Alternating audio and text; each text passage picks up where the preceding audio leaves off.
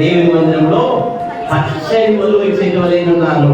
నిత్యము దేవుని కృపయందు నమ్మిక ఇచ్చి ఉన్నాను. నేనైతే దేవుని మందిరంలో పచ్చని ఒలివ చెట్టు వలె ఉన్నాను. ఎవరు? ఈ కీర్తనకారుడు పచ్చని ఒలివ చెట్టుగా ఉన్నాడు. దావీదు వర్ధిల్లుచు ఉన్నాడు. ఈరోజు దేవుని బిడ్డలు వర్ధిల్లేటువంటి వారు, దేవుడు వారిని వర్ధిల్లింపజేస్తాడు. ఒలివ చెట్టు, ఎందుకు ఒలివ చెట్టును దేవుడు పొందుతున్నాడు? అది ఎప్పుడు కూడా వర్ధిల్లుతారు. నీతిమంతులు వర్ధిల్లుతారు. దావీదు అంటాడు, నేనైతే దేవుని మందిరంలో పచ్చని ఒలివ చెట్టు వలె ఉన్నాను.